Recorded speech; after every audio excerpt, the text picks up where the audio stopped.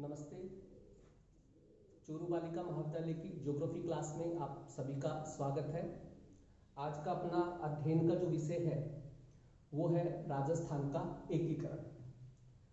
राजस्थान का एकीकरण जो है कई चरणों में संपन्न होता है और भारत की आज़ादी के बाद जो है वो एकीकरण की प्रक्रिया न केवल राजस्थान में प्रारंभ होती है अपितु संपूर्ण भारतवर्ष में एकीकरण की प्रक्रिया जो है वो प्रारंभ होती है।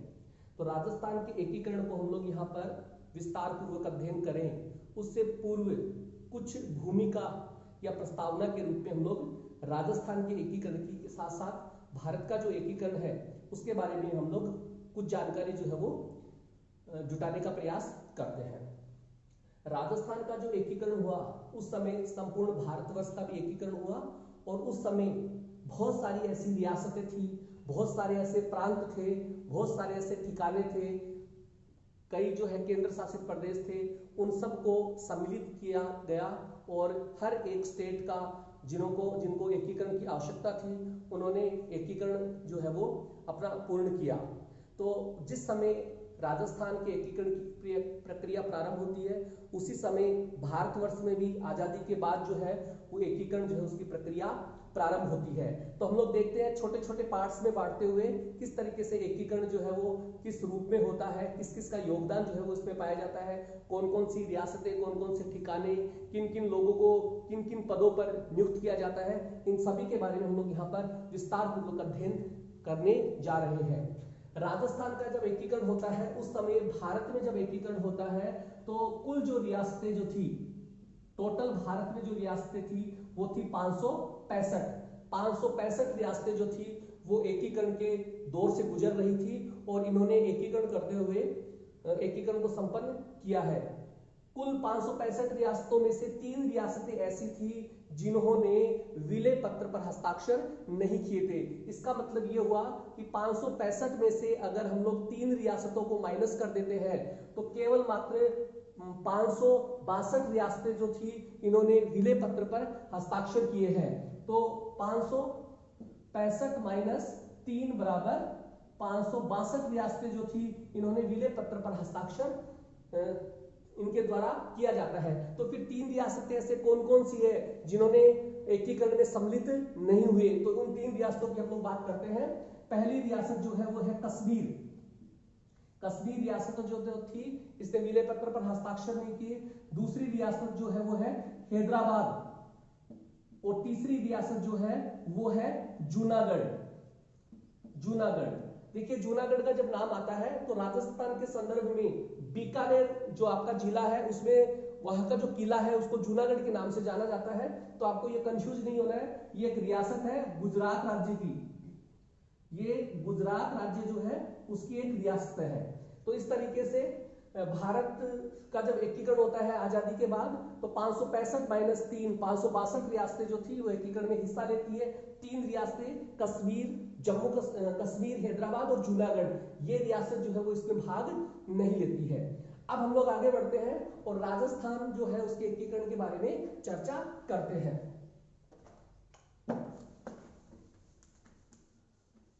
देखिए राजस्थान का जो एकीकरण जो है उसमें कुल कितना समय लगा है? कुल समय जो लगा है वो लगा है आपका 8 वर्ष 7 माह और 14 दिन, ये समय लगा है। कई बार क्या होता है कि चूंकि हम लोग संविधान के बारे में भी बहुत सारे क्वेश्चन जो है वो एग्जाम में पूछे जाते हैं, हर तरह के कंपटीशन एग्जाम में जो है वो संविधान से संबंधित क्वेश्चन पूछे जाते हैं। तो 2 वर्ष 11 माह 18 दिन ये अपना एक रटा हुआ एक डाटा होता है जो कई बार हम लोग राजस्थान के एकीकरण में उसका इस्तेमाल कर लेते हैं। तो ये यहाँ पर ऐसा नहीं है। 2 वर्ष 11 माह 18 दिन का जो समय है वो संविधान निर्माण में लगा हुआ समय है। तो ये थोड़ा सा आप लोगों को ध्यान रखना है। कुल समय जो है राजस्थान के एकीकरण में वो 8 वर्ष 7 माह और 14 दिन लगे हैं। चरण इसके कितने हैं? चरण, किन चरणों में राजस्थान का जो एकीकरण है वो संपन्न होता है? तो 7 चरण जो है उन सभी चरणों को हम लोग अलग अलग तिथि वाइज हर उसका एक महीना और कौन सी सन में ये 7 चरण जो है वो कंप्लीट हुए हैं, इसके बारे में हम लोग एक ट्रिक के माध्यम से ये समझने का प्रयास करेंगे कि किस तरीके से 7 चरणों के माध्यम से राजस्थान का जो एकीकरण है वो संपन्न होता है। देखिए हमारे पास ट्रिक जो है, ट्रिक को सबसे पहले हम लोग तिथि यानी किस दिन राजस्थान का प्रथम चरण प्रारंभ हुआ, किस दिन द्वितीय चरण, फिर तृतीय चरण और चतुर्थ चरण, इसके लिए हमारे पास जो ट्रिक है वो आप किसी भी रूप में आप उसको ले सकते हो, आप उसमें अपने मोबाइल नंबर के आधार पर भी ले सकते हो। तो कैसे लिखते हैं, ट्रिक जो है वो है आपकी 18, 25, 18, 30, 15, 26 और 1, ये 7 चरण है। 1, 2, 3, 4, 5, 6 और 7। ये मोबाइल नंबर को आप इसको ऐसे याद कर सकते हो, 18, 25, 18, 30, 15, 26 और 1। इसके बाद जो है वो कुछ कोड नंबर जो है, कुछ कोड नंबर जो है जिसके आधार पर हम लोग सन जो है वो भी हम लोग लेते हैं। तो कैसे सन लेते हैं, तो आप लिखोगे 48, 49, 50 और 56। तो ये आप जब इसमें हम लोग सन लेते हैं, क्योंकि ये आजादी के बाद एकीकरण जो हुआ है तो आपको 19 तो लेना ही लेना है। 1947 में 19 तो आपको लेना ही लेना है। तो ये 1948 हो जाएगा, ये 49 हो जाएगा, ये 50 हो जाएगा और ये 56 हो जाएगा। अब आपको कहीं लगता है कि ये तो 4 ही चरण हुए, 1, 2, 3 और 4, तो बाकी के 3 चरण कहाँ हैं। तो इसी ट्रिक के माध्यम से हम लोग उसको ऐसे बना लेंगे, जैसे 1948 जो है वो 3 बार आता है, सन 1948, सन 1948, सन 1948 जो है वो 3 बार आता है, तो हम लोग उसके नीचे 3 लिख देते हैं। 49 जो है वो 2 बार आता है, 50 1 बार आता है और 56 1 बार आता है। ठीक है, आगे जब हम लोग इसकी सारणी बनाएंगे तो इसके बारे में हम लोग देखेंगे कि कैसे जो है वो 1948 में कौन सा चरण है, 1948 में फिर दूसरा चरण की तारीख जो है वो क्या आती है, उसके आधार पर देखते हैं। तो अपना डे हो गया, पर्टिकुलर डे 18। फिर महीना जो है उसकी भी ट्रिक जो है वो हम लोग बना सकते हैं। महीना जो है उसकी ट्रिक बनाते हैं, महीना जो है उसकी ट्रिक आपको हर तरह की वीडियो में जो है ये ट्रिक जो है वो बहुत ही सामान्य सी ट्रिक है। आपको हर तरह की ज्योग्राफी क्लास में राजस्थान के एकीकरण में इस तरह का वीडियो जो है वो देखने को मिलेगा। तो महीना जो है उसकी ट्रिक जो है वो है मामा, मामा ट्रिक बनाते हैं, मामा, अम्मा, अंजन, मंजन होता है यहाँ पे, मंजन, मामा, अम्मा, मंजन, इसकी ट्रिक बनाते हैं। तो कैसे बनाएंगे, मार्च हो जाएगा इसका, फिर इसका भी ये मार्च हो जाएगा, ऐसे हो जाएगा आपका अप्रैल, इसमें से फिर आपका मार्च हो गया, ये इससे हो गया आपका मई, इससे हो गया आपका जनवरी और इससे हो गया आपका नवंबर।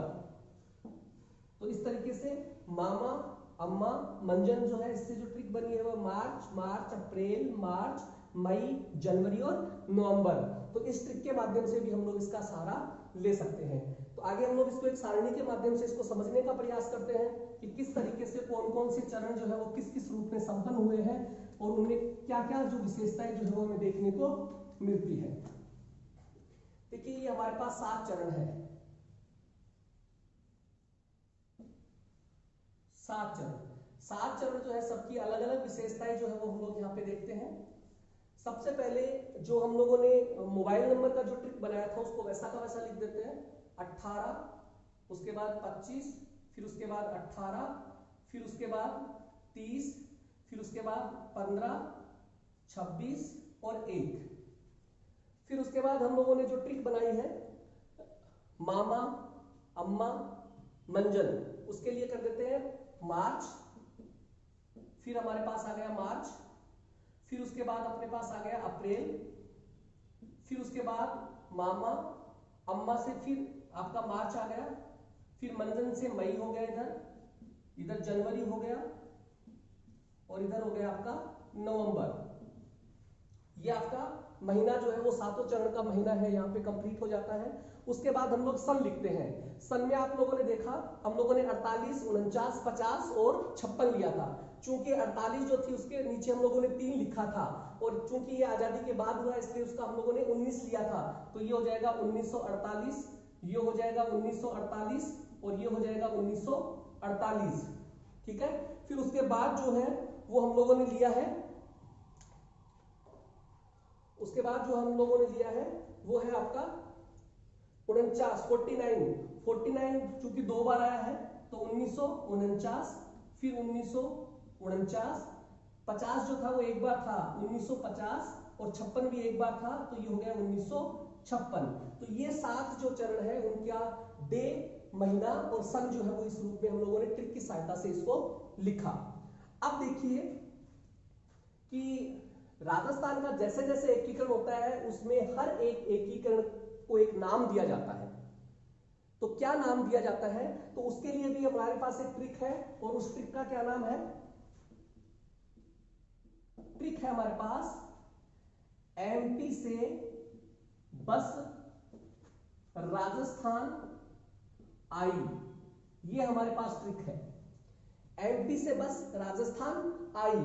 तो ये एम जो है इससे हो जाएगा मत्स्य संघ, पी से हो जाएगा आपका पूर्व राजस्थान, से हो जाएगा आपका संयुक्त राजस्थान, बै से हो जाएगा आपका बृहत राजस्थान, फिर रा से हो जाएगा आपका राजस्थान नहीं, फिर उसके बाद बै से बृहत राजस्थान, और फिर ये जो से आया है बस का जो बाद वाला से जो से आया है इससे बन जाएगा आपका संयुक्त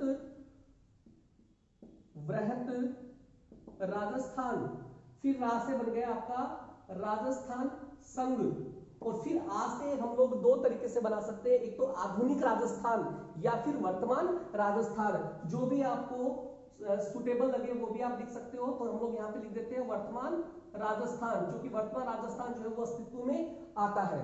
तो इस तरीके से हमारे पास जो ट्रिक है, जिस संघ जो बना उसको एक नाम दिया गया था। तो पहला है मत्स्य संघ, दूसरा है पूर्वी राजस्थान, तीसरा है संयुक्त राजस्थान, चौथा जो है वो है बृहत राजस्थान, पांचवा जो है वो संयुक्त बृहत राजस्थान, छठा जो है वो है राजस्थान संघ, और सातवां जो है वो वर्तमान राजस्थान। तो हम लोग इसको यहां लिख देते हैं। देखो ये आपका है मत्स्य संघ, जो पहला चरण जो बना उसका नाम दिया था मत्स्य संघ, दूसरा जो है वो है पूर्व राजस्थान, तीसरा जो है वो आपका संयुक्त राजस्थान, चौथा जो है वो आपका है बृहत राजस्थान, पांचवा जो है वो आपका है संयुक्त बृहत राजस्थान, छठा है आपका राजस्थान संघ, और सातवां और अंतिम जो है वो है आपका वर्तमान राजस्थान। ये इनके नामकरण की बात होती है। ठीक है, अब हम लोग एक एक करके इन जितने भी चरण हैं आपके साथ इनके बारे में डिस्कस करते हैं कि प्रथम जो चरण है उसमें किस किस तरह की विशेषताएं पाई जाती है, किस तरीके से उसका उद्घाटन होता है, कहां पर उद्घाटन होता है, राज प्रमुख किसे बनाया जाता है, प्रधानमंत्री किसे बनाया जाता है। तो यहाँ पर एक ट्रिक हमारे पास और है, और वो ट्रिक है आपकी कि ये जो चरण है उसमें महत्वपूर्ण चरण जो है वो शुरुआत की 4 चरण है, क्योंकि अब तक जितने भी कंपटीशन एग्जाम जो है उनमें जो पूछा गया है उसमें प्रथम 4 चरण जो है उसके बारे में ही मोस्टली जो है वो ज्यादातर पूछा जाता है। तो एक हमारे पास जो ट्रिक है वो है प्रधानमंत्री की, कि प्रथम चरण है उसमें प्रधानमंत्री कौन बना, दूसरे चरण में प्रधानमंत्री कौन बना। तो जो प्रधानमंत्री की जो हमारे पास ट्रिक है वो है आपकी सोगो माही। ये माही जो है ये किसी बच्चे का नाम हो सकता है। तो बच्चा जो होता है उसको बहुत ज्यादा नींद आती है ऐसी स्थिति में, क्योंकि पढ़ने के लिए जब उसको बोला जाता है तो उसको नींद आने लगती है। तो ऐसी स्थिति में एक बच्चा है उसको नींद आती है, तो ये जो ट्रिक प्रधानमंत्री की बनी है वो है सोगो माही। तो ये आपकी सो से बन जाता है आपका शोभाराम कुमावत, गो से बन जाता है आपका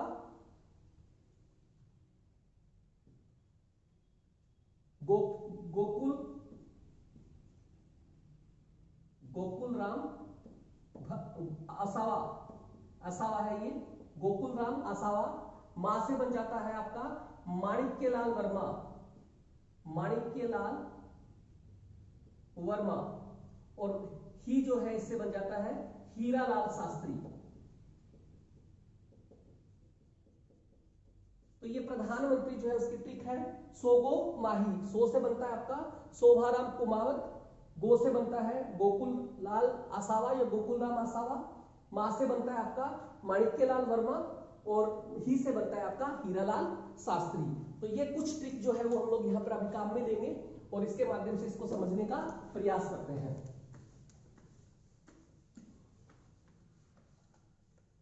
देखिए सबसे पहले हम लोग लेते हैं 18 मार्च का वो पहला दिन जब राजस्थान का एकीकरण प्रारंभ होता है। राजस्थान के एकीकरण की जब हम लोग बात करते हैं तो इसका एक मसीहा आता है, जिसको हम लोग कह सकते हैं कि राजस्थान के एकीकरण का मसीहा कौन है। तो सबसे पहले उसी का नाम लिख देते हैं यहाँ पे। मसीहा जो है वो है सरदार वल्लभ भाई पटेल, ये इसके मसीहा कह सकते हैं। अब हम लोग बात करते हैं सबसे पहले 18 मार्च 1948 को जब राजस्थान का एकीकरण का प्रथम चरण प्रारंभ होता है और उसका नाम दिया गया था मत्स्य संघ। देखिए पहली बार जब हम लोग बच्चों को स्कूल भेजते हैं तो प्रतिभाग में ये होता है कि बच्चा जो है वो इंग्लिश मीडियम में पढ़े, क्योंकि आज का जो ट्रेंड है वो इंग्लिश मीडियम की तरफ ज्यादा है। तो ऐसी स्थिति में बच्चा जब सबसे पहली बार स्कूल जाता है तो कोशिश ये रहती है कि वो ABCD सीखे। क्या सीखे? ABCD सीखे। तो प्रथम चरण की हम लोग बात करते हैं ABCD, ये रियासतें। देखिए अभी हम लोग इसको डिस्कस करें उससे पहले हम लोग और बात कर लेते हैं यहाँ पे, ताकि हम लोग को समझने में सरलता रहे। राजस्थान का जब एकीकरण होता है तो हम लोगों ने बात की थी कि भारत में 565 रियासतें थी जिनका एकीकरण होना था। क्योंकि हम लोग राजस्थान पढ़ रहे हैं तो राजस्थान के एकीकरण में कितनी रियासतें थी उसके पहले एक बार चर्चा कर लेते हैं। देखिए रियासतें जो थी जिनका राजस्थान में एकीकरण होना था वो थी 19। ठिकाने जो थे उनकी संख्या थी 3 और केंद्र शासित प्रदेश उसकी संख्या थी 1। तो ये जो है राजस्थान के एकीकरण में 19 रियासतें, 3 ठिकाने और 1 केंद्र शासित प्रदेश जो है उसका एकीकरण में सम्मिलित होना था इनको। अब देखिए सबसे पहले हम लोग बात करते हैं कि रियासतें और ठिकाने जो है उनमें क्या अंतर है। तो रियासतें और जो ठिकाना जो है उसमें मूलभूत अंतर ये है कि रियासतें जो होती थी उनको तोप सलामी का अधिकार था, उनको तोप सलामी जो था उसका अधिकार था, जबकि ठिकाने जो थे उनको तोप सलामी का अधिकार नहीं था। ये मूलभूत अंतर जो है वो इनमें पाया जाता है। लेकिन 19 रियासतों में भी 2 रियासतें ऐसी थी जिनको भी तोप सलामी का अधिकार नहीं था। 3 ठिकाने कौन कौन से हैं इसकी भी एक ट्रिक है, आप चाहो तो ट्रिक के माध्यम से बना सकते हो, और अगर आप चाहो तो इसी ठिकाने से ही कुछ 2-3 शब्दों को लेकर भी हम लोग बना सकते हैं। जैसे मान लीजिए ये ठिकाने में नया आ रहा है तो एक जो ठिकाना था उसका नाम था नीमराणा। क्या था? नीमराणा। फिर कै जो आ रहा है इसमें हो जाएगा आपका कुशलगढ़, और एक ठिकाना जो था वो आपका था तीसरा लावा। अब इसकी जो ट्रिक बनती है आप बना सकते हो इसकी ट्रिक, नकल कर सकते हो, नकुल कर सकते हो। जैसे न से नीमराणा बना, कैसे कुशलगढ़ बना और ल से लावा बना। तो ये आपकी ट्रिक है जिसके माध्यम से आप तीनों ही ठिकानों के बारे में चर्चा कर सकते हैं। कई बार आपके एग्जाम में ये पूछा जाता है कि इनमें से कौन सा ठिकाना जो है वो बड़ा है, कौन सा ठिकाना जो है वो छोटा है। तो ज्यादा दिमाग पर ज्यादा जोर देने की आवश्यकता नहीं है। आप देखोगे कि इसमें से सबसे बड़ा शब्द कौन सा है। देखिए इसमें 3 आ रहे हैं, नीमराणा, तो 4 आ रहे हैं इसमें 1 2 3 4 5, और इसमें कितने आ रहे हैं? 2 ही आ रहे हैं। तो ज्यादा किसमें आ रहे हैं? कुशलगढ़ में आ रहे हैं। तो ये क्या था? सबसे बड़ा था। और छोटा कौन सा होगा? तो जो छोटा है वही क्या हो जाएगा? छोटा था। तो सबसे बड़ा ठिकाना कुशलगढ़ और सबसे छोटा जो ठिकाना था वो था आपका लावा। अब इनके बारे में चर्चा करते हैं कि नीमराणा, कुशलगढ़ और लावा है कहां पर। देखिए नीमराणा जो है वो आपका अलवर में होगा, कुशलगढ़ जो है ये आपका बांसवाड़ा में, और लावा जो है वो आपका टोंक में। देखिए टोंक से पहले ये जयपुर में था, लेकिन जब जयपुर का विभाजन हो जाता है तो जयपुर से अलग होकर क्या बनता है? टोंक बनता है। तो वर्तमान जो स्थिति है लावा ठिकाने की, उसकी स्थिति जो है ये टोंक में है। और ये चतुर्थ चरण में लावा जो होता है वो राजस्थान के एकीकरण में सम्मिलित हो जाता है। प्रथम चरण में आपका नीमराणा सम्मिलित हो जाता है, द्वितीय चरण में आपका कुशलगढ़ हो जाता है और चतुर्थ चरण में आपका ये लावा जो है ये आपका राजस्थान के एकीकरण में सम्मिलित हो जाता है। केंद्र शासित प्रदेश की जब हम लोग बात करते हैं तो ये है आपका अजमेर मेरवाड़ा, और अजमेर और मेरवाड़ा जो है ये आपका सी श्रेणी का केंद्र शासित प्रदेश है। सी श्रेणी, ध्यान देना, सी श्रेणी। अगर राजस्थान के एकीकरण की हम लोग बात करते हैं तो ये जो ठिकाने हैं, केंद्र शासित प्रदेश है, रियासतें जो थी ये कुछ श्रेणियों में बटी हुई थी, जैसे ए श्रेणी, बी श्रेणी और सी श्रेणी। अंतर की हम लोग बात करते हैं, ए श्रेणी का क्या अभिप्राय है, बी श्रेणी वाले कौन से होते थे और सी श्रेणी वाले कौन से होते थे। पूरे भारतवर्ष की अगर हम लोग बात करें तो ए श्रेणी में वो आते थे जहां पर गवर्नर बैठता था। ए श्रेणी में वो रियासतें आती थी जहां पर गवर्नर बैठता था। बी श्रेणी में है वो, वहां पर बी श्रेणी जो है वो बांटी गई थी और सी श्रेणी जो है वो भी बांटी गई। तो राजस्थान के संपूर्ण भाग को अगर कहा जाए तो ये बी श्रेणी में आता था। राजस्थान जो था वो बी श्रेणी में आता है, अजमेर मेरवाड़ा जो है वो सी श्रेणी में आता है। तो बी श्रेणी के किसे कहा जाएगा, बी श्रेणी जहां पर राज प्रमुख हुआ करते थे, राज प्रमुख जहां पर होते थे वो उसको बी श्रेणी के नाम से जाना जाता था। और जहां पर सी श्रेणी थी वहां पर चीफ कमिश्नर जो है वो बैठा करता था। तो इस तरीके से ए, बी और सी तीन श्रेणियों में जो थे वो रियासतें, ठिकाने और केंद्र शासित प्रदेश जो थे वो बटे हुए थे। तो इस तरीके से हम लोगों ने केंद्र शासित प्रदेश अजमेर मेरवाड़ा जो है वो सी श्रेणी के अंतर्गत आता था।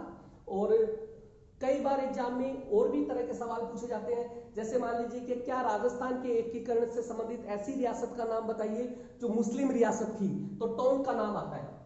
मुस्लिम रियासत कौन सी है, टोंक। ऐसे ही राजस्थान में जाट रियासत के नाम से अगर संबोधित किया जाए तो राजस्थान में दो जाट रियासत थी।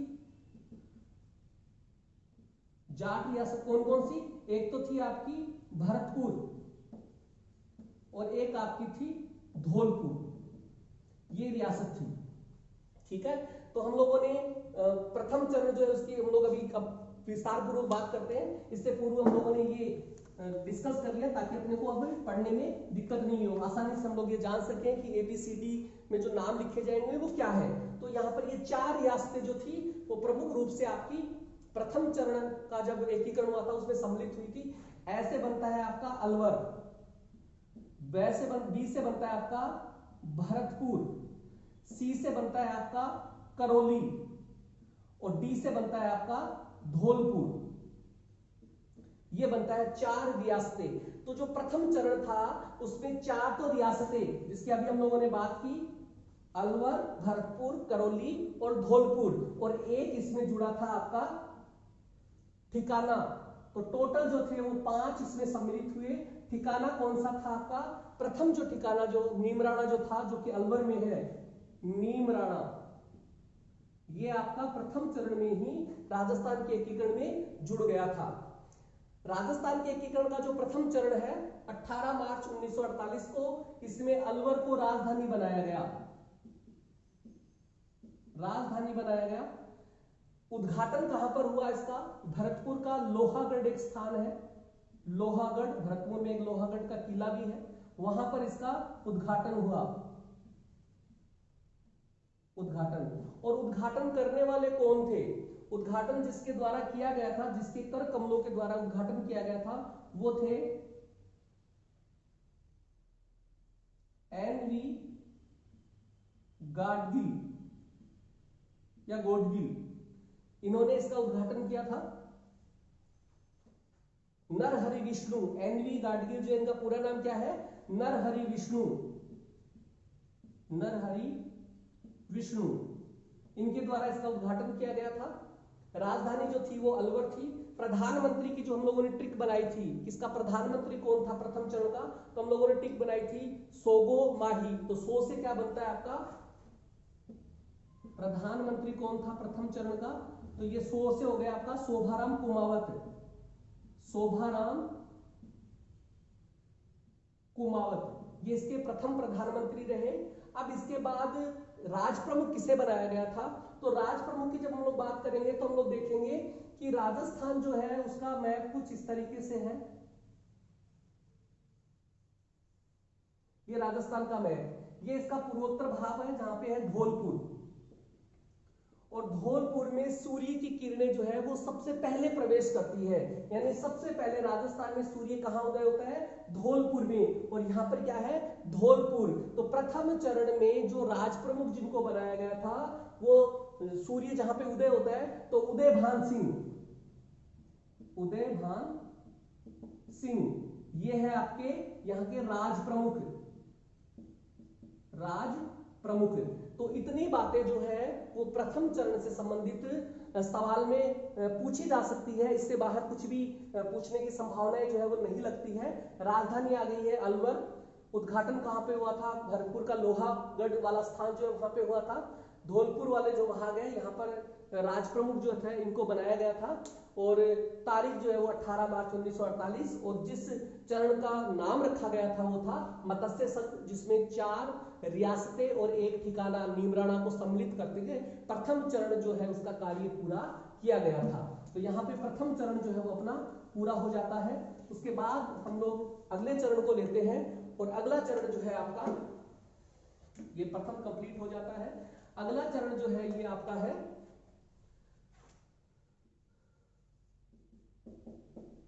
25 मार्च 1948 को पूर्व संघ। देखिए बहुत बड़ा चरण, हम लोग ये कह सकते हैं कि 9 रियासतें द्वितीय चरण में सम्मिलित की गई, और उसके साथ 1 ठिकाना कुशलगढ़ ठिकाना जो है वो जो कि बांसवाड़ा में है। तो इस तरीके से 9 रियासतें प्लस 1 ठिकाना, तो 10 को शामिल करके आपका द्वितीय चरण जो है वो पूरा किया गया, जिसका नाम रखा गया था पूर्व संघ। चूंकि 9 रियासतों को याद करना थोड़ा सा कठिन सा प्रतीत होता है, तो ऐसी स्थिति में इसके लिए भी एक सामान्य सी ट्रिक बनी हुई है, और लगभग हर तरह की वीडियो में इस तरह की ट्रिक का इस्तेमाल जो है वो किया जाता है। तो ट्रिक क्या है रियासतों की, वो यहाँ पे ट्रिक लिख देते हैं। दूसरे चरण को ऐसे भी समझ सकते हैं कि ट्रिक जो है वो इंग्लिश में आएगी या फिर अपनी मातृभाषा या हिंदी में आएगी, तो उसकी हम लोग बात कर लेते हैं। देखिए दूसरे की अगर हम लोग बात करें तो अभी हम लोग देखेंगे करंट में अपनी नई शिक्षा नीति जो आ गई है, और शिक्षा नीति में जो आपकी पेत्रक जो है या आपकी जो लोकल जो भाषा जो है उसको तवज्जो दी गई है, मातृभाषा जो है उसको तवज्जो दी गई है। तो ऐसी स्थिति में चूंकि हम लोग ABCD पढ़ चुके हैं, तो अब हम लोग मातृभाषा नई शिक्षा नीति के अंतर्गत मातृभाषा जो है उसके बारे में अध्ययन करते हैं। तो अगली जो ट्रिक जो है वो हम लोग मातृभाषा के रूप में लिखते हैं, और वो है ट्रिक है बाबू झाड़ू कीको प्रसाटो। ये ट्रिक है आपकी, जिसमें 9 रियासतें आती है। देखते हैं कैसे 9 रियासतें आती है। बा से आता है बांसवाड़ा, बू से आता है बूंदी, झा से आता है झालावाड़, डू से आता है डूंगरपुर, की से आता है किशनगढ़, को से आता है कोटा, प्र से आता है प्रतापगढ़, सा से आता है शाहपुरा,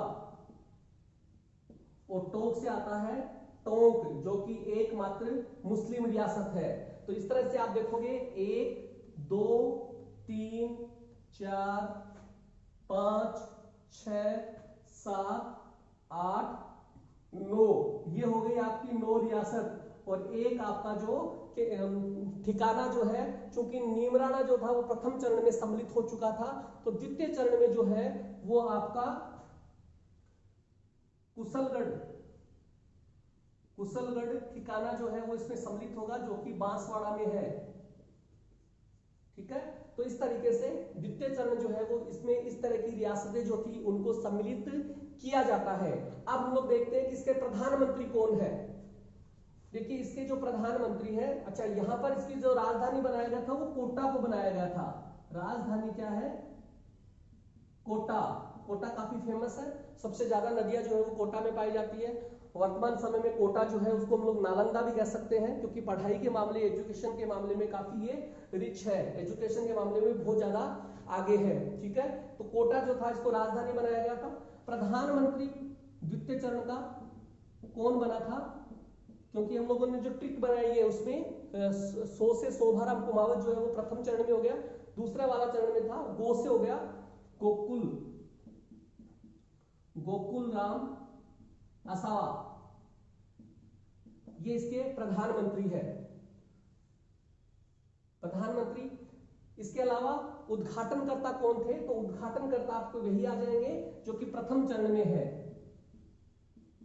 उद्घाटनकर्ता वही आ जाएंगे आपके एनवी गोडगिल, गोडगिल ये जो है इसके उद्घाटन करता है। ठीक है, तो इस तरीके से द्वितीय चरण जो है वो भी संपन्न हो जाता है। इस तरह की विशेषताएं जो है वो द्वितीय चरण में हमें देखने को मिलती है। कोटा जो है उसको राजधानी बनाया जाता है, प्रधानमंत्री जो है वो गोकुल राम असावा है, उद्घाटनकर्ता जो है वो एनवी गोडगिल यहाँ के हो जाते हैं। और चूंकि ये काफी शक्तिशाली, जैसे राजधानी जैसे कोटा है, तो कोटा के बारे में ये कहा जाता है कि कोटा बहुत ज्यादा शक्तिशाली है। यदि महाभारत में सबसे शक्तिशाली 5 जो पांडव थे उनमें कौन था, भीम जो था वो सबसे ज्यादा शक्तिशाली था। तो ऐसे में यहाँ के जो राज प्रमुख बनाए जाते हैं, राज प्रमुख वो भीमसेन को बनाया जाता है, भीमसेन। तो भीमसेन नहीं, भीम सिंह कहेंगे उसको। जो राज प्रमुख जिनको बनाया जाता है वो भीम सिंह, भीम सिंह आप याद रखिएगा, भीम सिंह। तो इस तरीके से द्वितीय चरण में इस तरह की जो बातें हैं वो जो रखी जाती है। तीसरा चरण लेते हैं। तीसरे चरण में किस किस तरह की रियासतों को सम्मिलित किया जाता है, क्या नाम दिया जाता है, इसके बारे में अभी हम लोग चर्चा करेंगे। 2 चरण अपने कंप्लीट हो चुके हैं। तीसरा चरण जो है उसकी तिथि जो है वो 18 अप्रैल 1948, और जो संघ बना था उसको नाम दिया गया था संयुक्त राजस्थान संघ। तीसरी रियासत है, तो तीसरी रियासत में आप क्या करोगे, जैसे कि हम लोग इसको कैसे लगते हैं, 3 को कैसे लगते हैं, ऐसे लिख दो आप, और ये हो जाएगा आपका उदयपुर। उदयपुर इसको मेवाड़ के नाम से भी जाना जाता है, मेवाड़ के नाम से भी इसको जाना जाता है। तो तीसरे में उदयपुर रियासत जो था उसको सम्मिलित किया गया था, और यहाँ इसको मेवाड़ के नाम से जाना जाता है। और मेवाड़ में जितने भी राजा महाराजा हुए हैं उनको राणा या महाराणा के नाम से जाना जाता है, राणा या महाराणा। तो यहाँ के जो आपके राज प्रमुख जो है उनको महाराणा भोपाल सिंह, महाराणा भोपाल सिंह, ऐसे इसको आप लोग याद कर लेना। ठीक है, इसके जो आपके उद्घाटन करता है, ठीक है, तो उद्घाटन करता जो है वो है आपके ये है जवाहरलाल नेहरू, पंडित जवाहरलाल नेहरू। ये इस समय यहां इन्होंने उद्घाटन किया था। तीसरा जो चरण है इसमें, और प्रधानमंत्री जो बनाया था, प्रधानमंत्री जिनको बनाया गया था वो था अपना जो ट्रिक बनी थी माही, उससे हो जाएगा माणिक्यलाल वर्मा। यानी प्रधानमंत्री किसे बनाया गया था, माणिक्यलाल वर्मा, इनको प्रधानमंत्री बनाया था। तो इस तरीके से तीसरा चरण जो है उसमें मूलभूत जो विशेषताएं जो है उनको रखा जाता है। अगला चरण हम लोग लेते हैं। अगला जो चरण है वो है आपका नंबर 4। चौथा जो चरण है वो है 30 मार्च 1949, चौथा चरण है। तो चौथा चरण जब होता है तो सरदार आ जाते हैं, इसको ऐसे याद रखना आप, सरदार। 4 है इसमें, सरदार है, और ये भी क्या है 4। तो ये है सरदार वल्लभ भाई पटेल, ये है यहाँ के प्रमुख रूप से उद्घाटनकर्ता। उद्घाटनकर्ता जिनके द्वारा किया जाता है वो है सरदार वल्लभ भाई पटेल। सरदार वल्लभ भाई पटेल को सरदार की उपाधि प्रदान की जाती है, और ये उपाधि प्रदान की जाती है गुजरात जो है उसमें,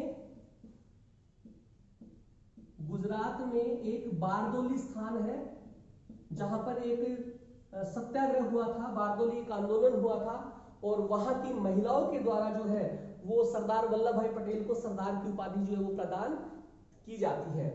इस चरण के जो प्रधानमंत्री रहे हैं, प्रधानमंत्री जो रहे हैं वो है हीरालाल शास्त्री।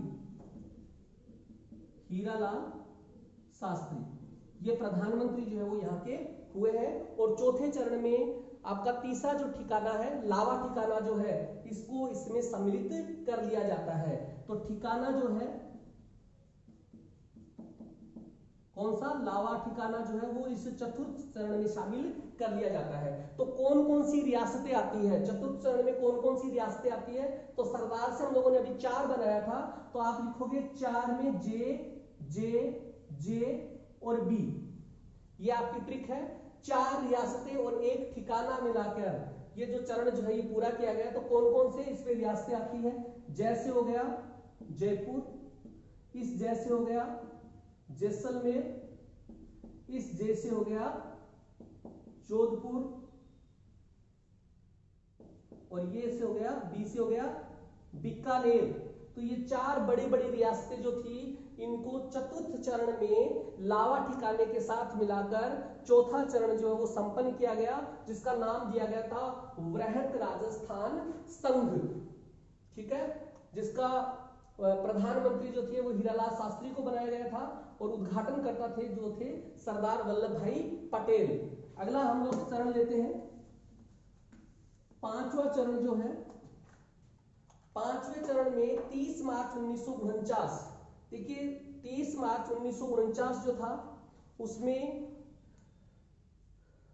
राजस्थान, देखिए राजस्थान के बारे में ये कहा जाता है कि सन 1800 का जब समय था, उस समय राजस्थान को राजपुताना के नाम से जाना जाता था, राजपुताना के नाम से जाना जाता था। और ये राजपुताना जो नाम शब्द का प्रयोग राजस्थान के लिए किया गया था, ये किया गया था जॉर्ज थॉमस के द्वारा किया गया था। फिर 1829 में राजस्थान के लिए रायथान या रजवाड़ा, इस शब्द का प्रयोग जो है वो कर्नल जेम्स टोड के द्वारा किया गया, कर्नल जेम्स टोड के द्वारा किया गया। ठीक है, तो ये 30 मार्च को जो है वो राजस्थान दिवस मनाया जाता है, क्योंकि इस समय जो है वो जयपुर को जो है वो राजधानी के रूप में स्वीकार किया जाता है। इसलिए 30 मार्च को हम लोग जो है वो राजस्थान का स्थापना दिवस मनाते हैं। ठीक है, अगर आपको पर्टिकुलर ये पूछ लिया जाए कि राजस्थान में सबसे पहले जयपुर को राजधानी कब बनाया गया, ऐसे पूछ लिया जाए कि जयपुर को राजधानी कब बनाया गया, तब तो 1727 आएगा, तब तो 1727 आएगा, क्योंकि 1727 में, सन 1727 में मानसिंह द्वितीय, जिसको स्वयं मानसिंह के नाम से भी जाना जाता है, जो कि गायत्री, जो राजघराने की जो गायत्री राजमाता थी, उनके वो पति थे, स्वाई मानसिंह या मानसिंह द्वितीय के नाम से भी उनको जाना जाता था। उन्होंने जयपुर को सबसे पहले राजधानी बनाया था। उस समय कछवा वंश के रूप में जयपुर को राजधानी का दर्जा जो है वो दिया गया था। तो आपको ये कंफ्यूज नहीं होना है। अगर स्थापना दिवस की बात की जाए तो 30 मार्च का समय जो है 1949, और अगर प्रथम बार जयपुर को राजधानी बनाया गया था तो वो था 1727। तो इस तरीके से अपना चतुर्थ चरण जो है वो भी कंप्लीट हो जाता है। और 5वां चरण है 15 मई 1949, संयुक्त वृहत राजस्थान संघ। देखिए 5 को ऐसे लिखते हैं 1 + 5, 1 + 4 = 5। तो इन रियासतों को जो था इसमें सम्मिलित किया गया था, और 15 मई 1949 का जो है वो समय है। ठीक है, आगे बढ़ते हैं। 26 जनवरी 1950 का काफी महत्वपूर्ण पार्ट है ये, छठा चरण है। और छठा चरण जो है उसमें आप देखोगे कि अपना संविधान जो है वो बना 26 जनवरी 1950 को, पूरे भारत में संविधान लागू हुआ, और उसी समय से जो है वो हम लोग गणतंत्र दिवस भी मनाते हैं। तो उस समय क्या होता है कि ये जो सब जब समय आ जाता है तो ऐसी स्थिति में प्रधानमंत्री का जो पद है उसको मुख्यमंत्री के पद में बदल दिया जाता है। अब प्रधानमंत्री का यहाँ पे पद नहीं रहता, बल्कि प्रधानमंत्री की जगह जो है वो मुख्यमंत्री का पद होता है। और हीरालाल शास्त्री जो है उनको प्रथम मनोनीत मुख्यमंत्री के रूप में स्वीकार कर लिया जाता है। तो आप लिखोगे मनोनीत जो मुख्यमंत्री है वो है हीरालाल शास्त्री, हीरालाल शास्त्री। अगर आपसे पूछा जाता है निर्वाचित मुख्यमंत्री, चुनाव से जो जीत कर आए थे और मुख्यमंत्री बने थे, तो प्रथम निर्वाचित मुख्यमंत्री टीकाराम पालीवाल, ठीक है, इनका नाम आता है। और इस समय जो राज प्रमुख का जो पद था उसको राज्यपाल में परिणित कर दिया जाता है। राज प्रमुख का जो पद था उसको किसमें बदल दिया जाता है? राज्यपाल। और प्रथम इस समय जो राज्यपाल थे वो थे डॉक्टर गुरुमुख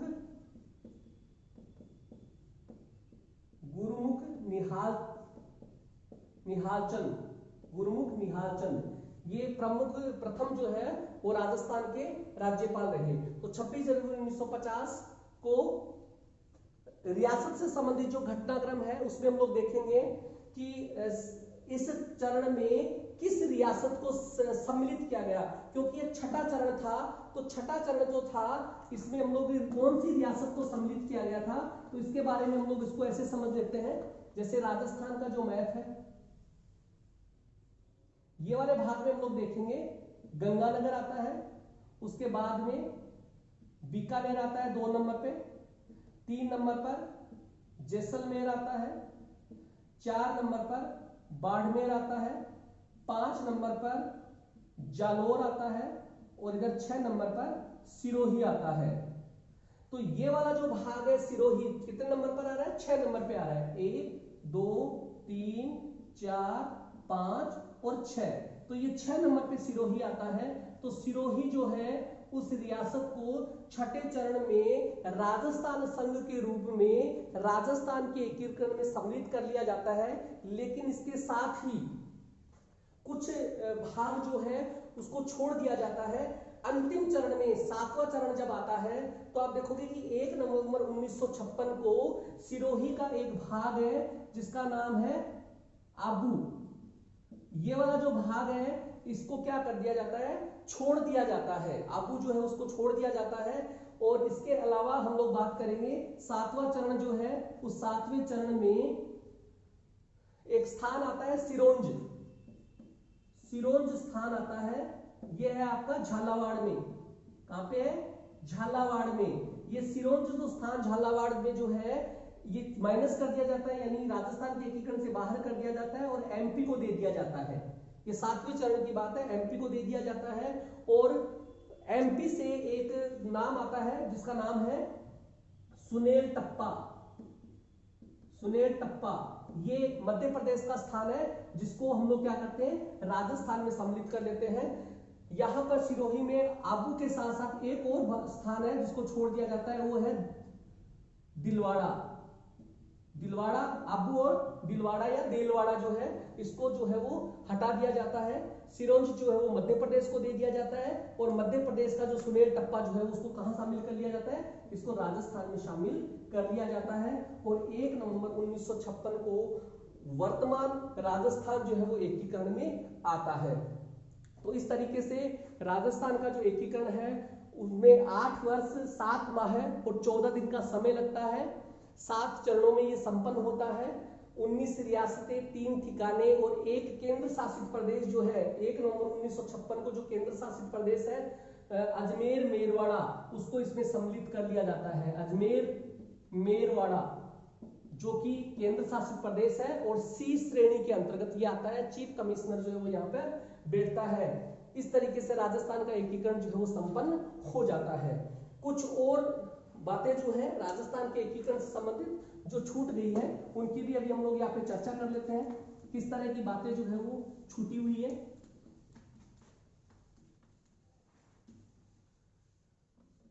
देखिए 7वां जो चरण है 1 नवंबर 1956 को अजमेर मेरवाड़ा के सम्मिलित होते ही राजस्थान का जो एकीकरण है वो संपन्न हो जाता है। तो इस समय जिन जिलों की जो संख्या थी वो थी 25 प्लस 1। ये एक जो बना था ये आपका अजमेर राजस्थान में सम्मिलित होता है। तो इस तरह 1 नवंबर 1956 में जिलों की जो संख्या है वो आपकी हो जाती है 26। 26 जिले 1 नवंबर 1956 तक अस्तित्व में आते हैं। तो वर्तमान तक आते आते जिले जो है वो किस तरीके से जुड़ते हैं, 27वां जिला, 28वां, 29, 30, 31, 32 और 33, ये कैसे जुड़ते हैं। तो 26 के बाद, चूंकि 26 का जो था वो अजमेर जुड़ चुका है, ये घटना है 1949, 1 नवंबर 1949। फिर उसके बाद 27वां जिला जो है वो आपका जुड़ता है इसमें धौलपुर। धौलपुर जो है वो आपका इसमें जुड़ जाता है और ये जुड़ता है 1981 को, सन 1981 को। फिर उसके बाद 3 जिले एक साथ जुड़ते हैं।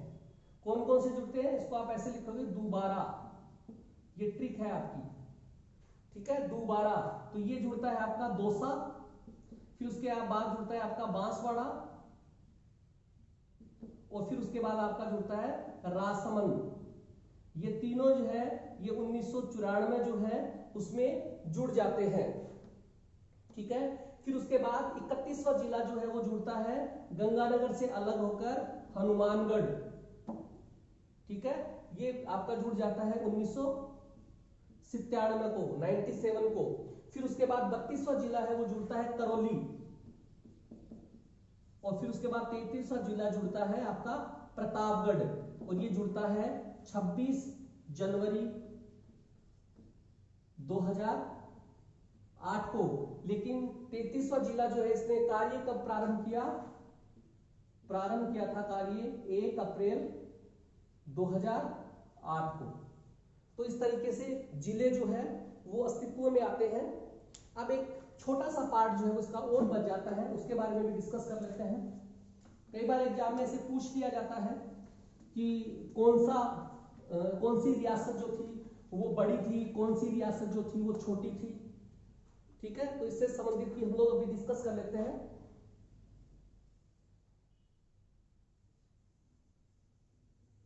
ठीक है, तो राजस्थान में यहां पर है आपका उदयपुर, उदयपुर, इसको मेवाड़ के नाम से भी जाना जाता है और ये है आपकी सबसे प्राचीन रियासत, सबसे प्राचीन रियासत। फिर यहां पर आता है आपका जोधपुर, इसको मारवाड़ के नाम से भी जाना जाता है और ये आपकी क्षेत्रफल की दृष्टि से सबसे बड़ी है, सबसे बड़ी रियासत जो है वो क्षेत्रफल की दृष्टि से सबसे बड़ी है। फिर आपका यहां पर आता है जयपुर, ये जो है ये जनसंख्या की दृष्टि से सबसे बड़ी है। देखिए यहां पे कंफ्यूज नहीं होना है, अगर जयपुर की बात आती है तो जनसंख्या की दृष्टिकोण से सबसे बड़ी है, जबकि क्षेत्रफल से के बारे में अगर पूछा जाता है तो जोधपुर रियासत जो है वो सबसे बड़ी रियासत है। इसके अलावा यहां पर एक नाम आता है झालावाड़, झालावाड़ ये सबसे नवीन रियासत है, नवीन रियासत। तो इस तरीके से सवाल जो है वो राजस्थान के एकीकरण से संबंधित पूछे जाते हैं। एक और यहाँ पर लास्ट सवाल जिसके बारे में हम लोग डिस्कस कर लेते हैं, बीकानेर रियासत के शार्दुल सिंह जो है इन्होंने सबसे पहले विले पत्र पर हस्ताक्षर किए थे। शार्दुल सिंह, ध्यान देना, शार्दुल सिंह जो है वो बीकानेर के